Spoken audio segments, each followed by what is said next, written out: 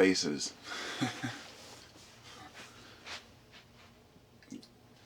This is my face. Is it a trustworthy face? I don't know. That's in the eye of the beholder. I have been considering since last night the difference in how we perceive people's intent, perceive people's emotions when we can actually see their face. So, an example would be if I'm making a video and somebody makes a comment, let's say. I don't know the actual intent behind that person's comment. It could have been sarcasm. It could have been harsh. It could have been funny. But when I actually hear a person speak something, you can gather that intent just by watching their face and their expressions. And this is why I like to watch videos from people who face the camera. A while back I tried to do some videos where I was using my audio and putting pictures in and doing the movie kind of thing. It didn't last. It was more like an experiment. I didn't feel that same bond with the people or with the camera, like as if I was being heard. And that may sound silly because we all listen to radio shows, or a lot of us do, or hear little audio clips. And you can still gather a lot from that if it's information that you're gaining. But when you're actually trying to understand a person, or where a person's coming from, or whether they're being serious, seeing their face is, I don't know. I guess it's an important part of that. And so I was thinking about the windows to the soul, the eyes.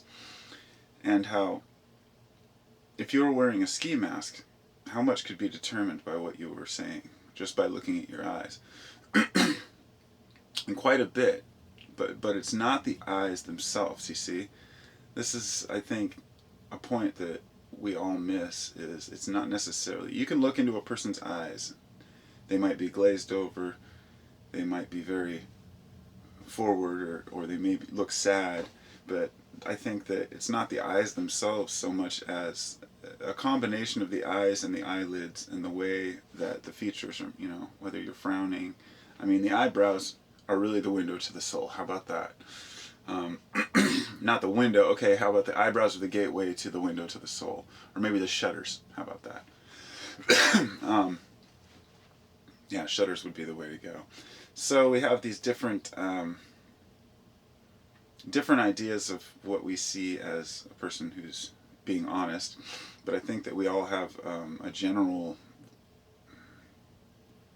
agreed upon idea of what a person looks like in certain emotional states. And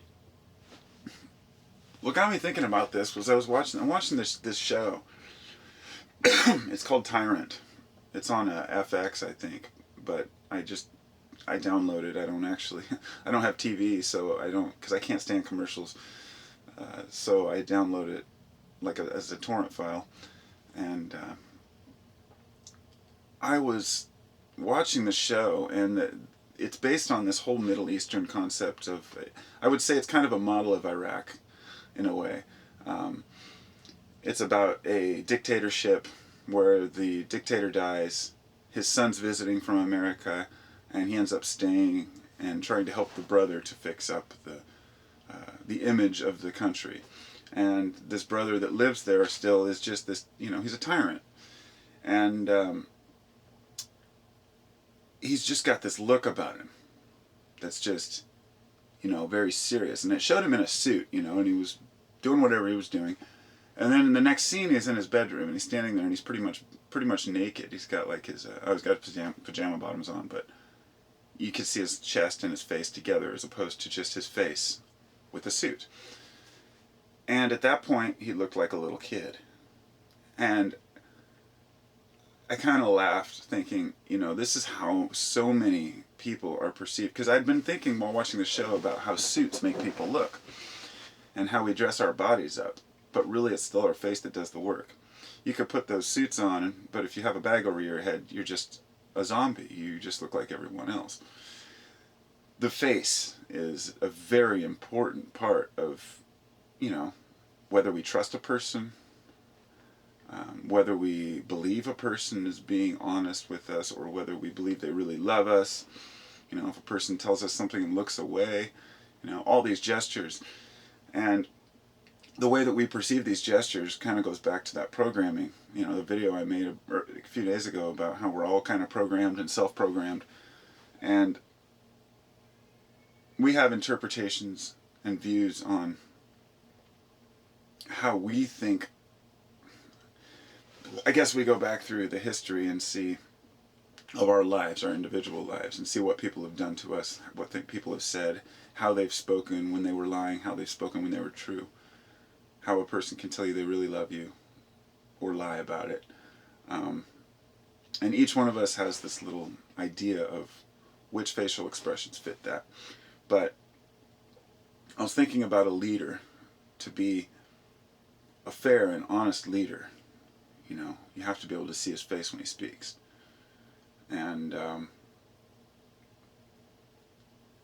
I thought, what if all the leaders of the world just wore street clothes? You know, what if they were just like the people? You know, acted as the people rather than being somehow better. But I also realized that that suit, you know, that dressing up is a part of. It's just a part of our culture, you see. It's not about the suit. It's just like being in a tribe where the elders may wear a nicer headdress or a different type of feather to stand out, to show that they are this important group. Not more important, just different. And I guess I'm just kind of getting to the idea that while our faces do express who we are, we tend to want to be flashier than that. We want to be able to talk to people that we don't see. So a lot of people dress up very nice, they wear fancy clothes, they drive a nice car so they can be seen in that nice car. And these are all different ways these are ways of showing our face through our bodies, I guess. You know, this is, but the problem is that you can see through it. If a person has a car and you know, they get out of their sports car and they look sad, it's you know, they've instantly like negated their whole, you know, purpose. They don't want to be happy. I want to seem happy. I want to be able to drive fast and do all these things. But it doesn't. I guess money doesn't buy happiness, of course. So and neither does dressing nice. But it makes you feel more. See, I don't want to go too far off track here because I am talking about, you know, the face and how we're perceived, but, you know, the body is a very important thing too. I personally will wear just about anything. I'll wear pajamas to the store, slip-on shoes, slippers, whatever. I really don't care much, but there's a certain point where I'm obviously not going to let myself be seen looking like a complete slob. You know, I will comb my hair a little bit at least and put on a decent shirt, but generally I'll go wearing just about anything to anywhere. That comes with understanding who I am, because I'm not trying to impress anyone. They call it peacocking, and a lot of younger people do it to attract a mate, and so you see these kids wearing flashy clothes and stuff, and there's nothing wrong with that. Because I've thought about this in the past, you know, there's nothing wrong with wearing flashy clothes if you're trying to attract a mate. It's just like a bird doing a dance in the forest, or bucks competing in the wild, you know, the same way we fight about someone. But we have consciousness, so we should be able to separate ourselves and say, oh, we don't have to do that. But we do, because that's in our animal nature. See, no matter how much we try to reason with ourselves and say, oh, this doesn't have to be this way, we could change it, or we don't have to judge people by how they look, we always will. I mean, it's just human nature. So there are some people out there who believe that we can change that nature, that we can accept everyone for how they look, who they are, judge a person by their actions, not by their, how they are viewed or how they look. But that's not the reality we live in. That's just not the world we live in. And that's definitely not going to be anything that we're going to be able to overcome in the next few generations. And there's a possibility that maybe one day we can just take get a generation going to finally say, look, everyone's equal. Everyone's the same no matter what we look like. But the fact is, a few people will always feel superior. They'll always separate themselves in order to feel pride or to feel security about themselves. Because we tend to be as much as we want to pretend that we have it all together. I think that most of us who have really done the thinking will admit that the more you know, the less you know. And the more you learn, the more you realize there is to learn. And you can become humble very quickly. I'm a humble person, but I'm also an outspoken person who takes pride in things that I do well, and that's what makes me human. I don't try to deny myself the emotions of being human. And this comes to the three-dimensional reality that so many people seem to be trying to escape. And this plane of existence that we're on here, whatever it is, I don't know the answers any more than anyone else is, although 1,000, different points of view will tell you that theirs is right and that this is what it means to be alive. But I think that each one of us feels it in our heart and soul. If you go through all the different religions and belief systems, you can basically pick out a handful of ideas that are consistent throughout all of them, which is the obvious ones, the golden rules. Say please and thank you. Be kind. Don't be jealous. Don't try to take other people's stuff. Don't kill. Don't maim. Don't bring harm to the environment or yourself or other people. And the one that tends to be left out is integrity, or working towards a degree of understanding yourself. Because if you're not a philosopher, that's fine, but if you're not working towards thinking about things, if you think about things a lot, if you love wisdom, or understanding and learning, if you like to learn, you're a philosopher. If you like to learn a lot, you're a philosopher. Philosophers don't sit and ponder, and that's what makes them a philosopher. A philosopher takes in all the information and considers it. Doesn't cast anything out, doesn't accept anything, just tries to understand it. And we, as a society of philosophers, I guess, we may be able to get past some of the surface crap, but we're never going to be able to completely... we're never going to be able to have a person pop in out of nowhere and say, I'd like to be president. Vote for me because I look like an honest person. Too many historical references or historical, I don't know, you read back through history and you start to see how successful other leaders were trying that kind of approach. I guess what I'm getting at is it takes a degree of pride in order to get to a position where you're actually accepted as being leadership material. And you have to be humble too. It's just all balance. It's just this fine balance. So how much can we really know about a person by looking at their face? A lot.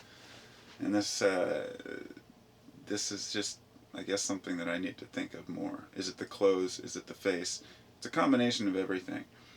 And I've been very opposed in the past to nice cars, nice clothes, suits and ties. I'm especially have been opposed to brand name clothing because all it's doing is supporting, sweatshops. If you're out there wearing, wearing your Tommy Hilfiger crap that you paid hundreds of dollars for, be sure that the person who made it's only making a penny. That's just the world we live in. So when you wear those clothes with that name on it, what does it really imply? And that's what I'm getting at. It doesn't show that you have style. It doesn't show that you have money. It shows that you're not paying attention to where your stuff is coming from. So in other words, society 50 years ago was completely different. The nicer stuff you wore, and all the way back through history, the nicer things you wore, the more respect you got. You were considered, to be, you could be a noble or whatever. And today, we're finally frowning on those. There's finally a lot of people out there who are looking at people who dress up and go, come on, give me a break. This has taken decades to get to this point. So I guess I still do have a little bit of faith that in the future, decades down the road, we might be able to look at everybody equally. But a person has to earn that equality. It's not just given. And that's, I guess, the main point to take away, that I would take away from this, would be that you don't just accept a person just because they're human and just because they were born. You accept a person based on their actions, based on how they act in the world, and how they are perceived by you and others. So we all have to work together to kind of like sort through the bullshit, and ultimately it comes down to the eyes. Back to the eyes, you know. You look into a person's eyes and you ask them a question. You say, "Are you telling me the truth?" It's hard for a person to lie without looking away. There are some sociopaths out there who will bullshit you to the end. But generally, you can tell a lot about where a person's coming from by their eyes. And I'm going to throw this in here because I have to. This is why I'm not one of those people who jumps on the Obama's a tyrant bandwagon. Obama's made a lot of mistakes. Obama has been ashamed to what he wanted to get accomplished, or claimed he wanted to get accomplished. In other words, he's utterly failed us as a country. He's utterly failed me as an individual, because I voted for him, hoping for the best. But I didn't think, oh, Obama's going to save the day. I said, I'm looking into this guy's eyes. I can see his face. He seems honest to me, and that's the best I can do, based on my experience of honest people. Bush, on the other hand, was a complete liar. I could see it in his eyes. He had beady eyes. He didn't look human to me. I know that sounds harsh, but there was something different about Obama. So even though he's made these failed, attempts, basically the right wingers have been knocking him to the ground. They're basically saying everything. They're the ones with the money, and they're the ones saying, look at all these failures he's done. But I have looked into it and seen the things that Obama's been trying to do to change, and how much resistance he's got from people by trying to do that. Hell, people are even blaming Obama for this whole Iraq thing. Oh, look, he's sending troops into Iraq. And it's like, who started this Iraq thing? Was it Obama? No.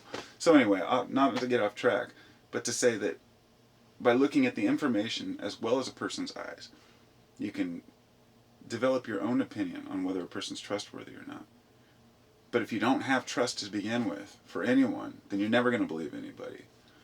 And I went through a phase in my life where I was very untrusting. I thought that everybody was out to get me because I got ripped off. I got stolen from by my friends, and a bunch of different people wronged me. And so I spent a few years in solitude, basically just trusting everyone.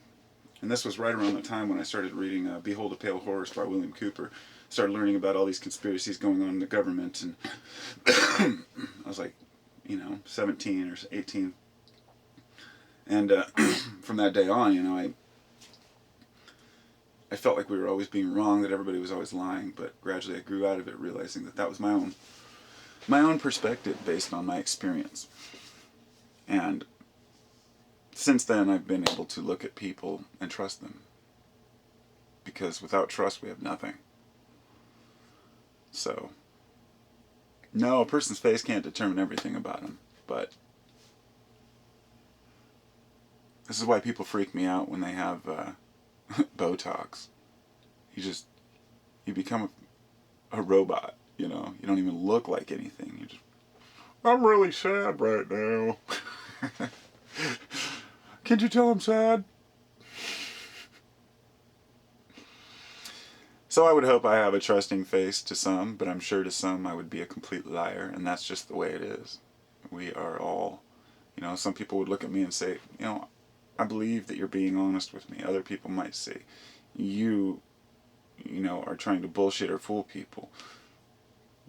But honestly, most of that is based on what a person thinks of the information being presented, not the person.